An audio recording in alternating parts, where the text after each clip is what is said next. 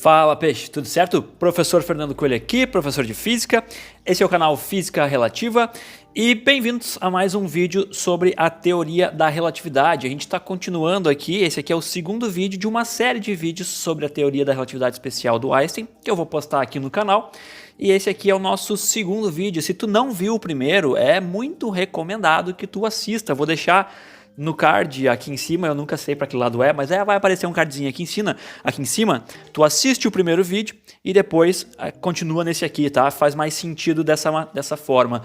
No primeiro vídeo a gente falou sobre velocidade relativa, a gente viu que a gente mede velocidade e a gente sempre mede velocidade de algum objeto em relação a algum outro referencial. E eu terminei aquele vídeo perguntando, tá, mas em relação ao que a luz se move? Porque eu terminei aquele vídeo com esse slide que vocês estão vendo aí, dizendo que o James Clerk Maxwell, ele derivou nas equações dele a velocidade da luz, que é de 299.792.458 metros por segundo, mas nas equações dele não dizia em relação ao que a luz se movia. Então os cientistas inventaram um tal de éter para dizer que é em relação a isso que a luz se move. Só que esse éter nunca foi encontrado. Precisou surgir um cara chamado Albert Einstein para nos explicar em relação ao que a luz se move. Vamos ao vídeo de hoje então? Então, bora lá! O que a gente vai ver no vídeo de hoje, para mim, é uma das coisas mais fascinantes de todas. Algo que me deixou muito intrigado quando eu comecei a aprender sobre isso na graduação em Física. E é algo que revela algo fundamental do nosso universo, algo que a gente não percebe no nosso dia a dia, mas que, na minha opinião, é fantástico. Vamos lá. Só relembrando então, velocidade relativa, a gente pode pegar como exemplo aqui o seguinte: imagina que tem um carro, um Fuca azul, soco virtual, e ele está se movendo a 100 km por hora ali no nosso vídeo, da esquerda para a direita, tá? E vem outro Fuca na direção contrária a 50 km por hora, um Fuca cinza. Vou chamar o Fuca azul de VA, a velocidade do Fuca azul de VA e a velocidade do Fuca azul de VB, tá?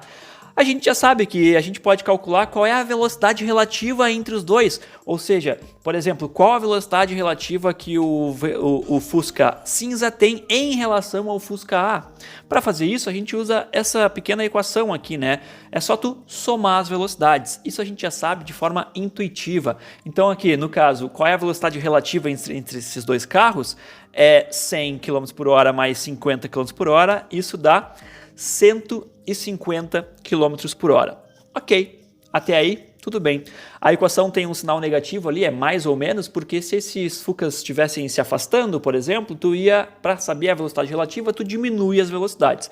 Mas isso é intuitivo, isso a gente já sabe, né? Pois é. Então vamos examinar a seguinte situação. Imagina que tu tem um carro parado, por isso ali a velocidade é zero, e tu tem uma pessoa, um pequeno Albert Einstein, também parado.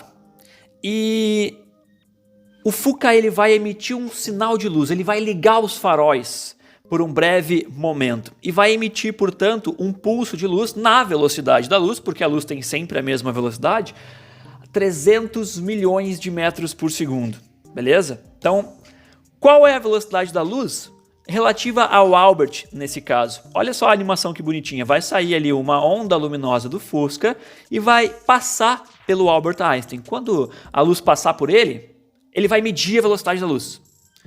Qual vai ser a velocidade relativa da luz em relação àquela pessoa que está parada? Bom, a velocidade relativa vai ser a velocidade da luz, né? Ele vai medir a velocidade da luz, 300 milhões de metros por segundo aproximadamente. Até aí, tudo bem. Mas agora pensa na seguinte situação. Imagina que o Einstein está indo na direção daquela fonte luminosa. Ele está viajando na direção daquele pulso luminoso que vai passar por ele. Então, de novo, o pulso luminoso é emitido a 300 milhões de metros por segundo, mas o Einstein está indo na direção desse pulso luminoso. Quando ela passa por ele, ele mede a velocidade. O que a gente espera que aconteça? A gente espera que, usando a equação de velocidade relativa que a gente já viu, né, de forma intuitiva, É de se esperar que a gente tenha uma soma das velocidades e que o Albert Einstein vai medir uma velocidade relativa para a luz, nesse caso, de 300 milhões de metros por segundo, mais os 20 metros por segundo que ele estava. Então ele vai medir 300 milhões e 20 metros por segundo. Sim? Não. Não é isso que ele vai medir. Mesmo o Albert Einstein indo na direção daquele raio de luz que está vindo na direção dele, ele vai medir a luz com a mesma velocidade de 300 milhões de metros por segundo. Mas vamos extrapolar esse resultado. Agora imagina que o Einstein, aquela pessoa ali, né, que eu estou usando o Einstein, está indo na direção daquele pulso luminoso numa velocidade absurda, a 2/3 da velocidade da luz, 200 milhões de metros por segundo. Então, o Fusca dá um pulso luminoso, a luz passa pelo Albert Einstein e quando ela passa por ele, ele mede a velocidade dela. Intuitivamente, a gente deveria esperar que a velocidade relativa entre a luz e o Albert Einstein fosse de 500 milhões de metros por segundo, né? A velocidade da luz, 300 milhões de metros por segundo, mais a velocidade do Einstein de 200 milhões de metros por segundo. Mas não é isso que o Einstein vai medir. Ele vai medir a velocidade da luz, como ela sempre teve, com a mesma velocidade sempre, 300 milhões de metros por segundo.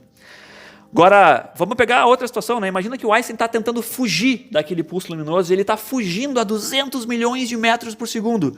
O carro dispara o raio de luz e quando a luz passa pelo Albert Einstein, ele mede a velocidade dela e a gente deveria esperar intuitivamente que, usando a velocidade relativa, a gente tenha 300 milhões menos 200 milhões, porque agora o Albert Einstein está se afastando da luz. Era de se esperar que a gente medisse uma velocidade relativa para a luz de 100 milhões de metros por segundo, mas não é isso que acontece. O Albert Einstein, ali no nosso caso, no avião, vai medir a luz passando por ele na velocidade de 300 milhões de metros por segundo, que é a velocidade da luz. Então, para pensar um pouco nessa situação. Olha só, para a luz, é como se tu tivesse parado. Não importa se tu está indo na direção dela ou se tu está fugindo dela numa velocidade muito alta, ela vai passar por ti como se tu tivesse parado. A luz te enxerga, entre aspas, como se tu não tivesse em movimento. Para a luz, é como se tudo ao redor dela tivesse parado. E para nós aqui, medindo a velocidade da luz, não importa se a gente está indo na direção dela, ou se a gente está se afastando dela, ou se a fonte luminosa, no caso aqui o carro, estivesse se aproximando da gente ou se afastando da gente, não importa. A gente vai medir a velocidade da luz sempre com o mesmo valor, 300 milhões de metros por segundo. A velocidade da luz no vácuo é sempre constante em relação a qualquer referencial. Qualquer. E isso é muito estranho. Como assim?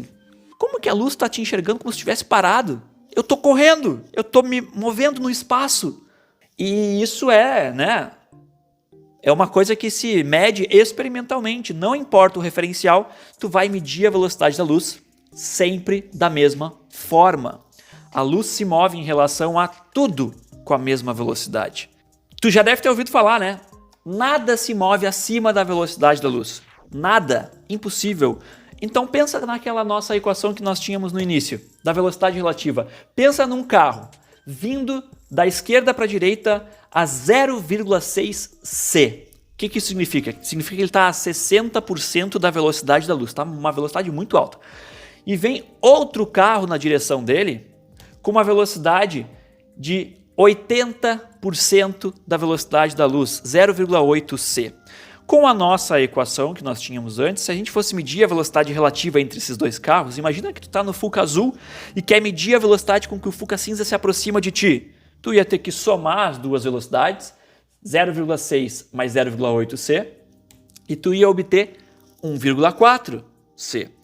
Só que 1,4 c é uma velocidade 40% acima da velocidade da luz. Como assim? Tu ia medir a velocidade do carro cinza se aproximando de ti acima da velocidade da luz?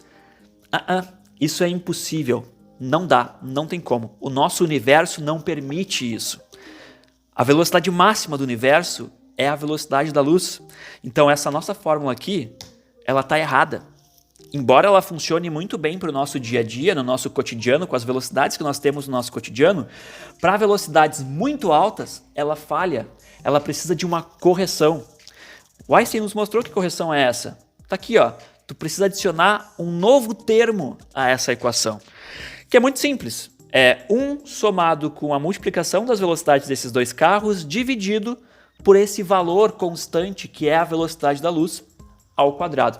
Fazendo isso, a fórmula se corrige, porque se tu colocar agora as velocidades do carro A e do carro B nessa equação, tu vai obter este valor. Pode fazer o teste em casa. Tu vai obter 0,94c, que é um valor abaixo da velocidade da luz. É 94% da velocidade da luz. E não importa o valor que tu colocar nessas equações, tu vai sempre encontrar uma velocidade que é abaixo da velocidade da luz. Ou, no mínimo, igual à velocidade da luz. E essa expressão aqui também funciona para velocidades do nosso dia a dia, porque se a gente tiver um carro a 100 km por hora ou a 150 km por hora, por exemplo, no momento que tu colocar esses valores aqui embaixo, ó, na fórmula, esses valores são muito pequenos comparados com a velocidade da luz, que é o c. Então, se tu fizer esta conta aqui dessas velocidades dividido pela velocidade da luz, ainda mais ao quadrado, tu vai ter um valor muito pequeno, 0,0000000 alguma coisa. E 1 mais um valor próximo de zero vai dar 1. Então, tu retorna para aquela equação de antes. VA mais VB dividido por 1 é igual a VA mais VB.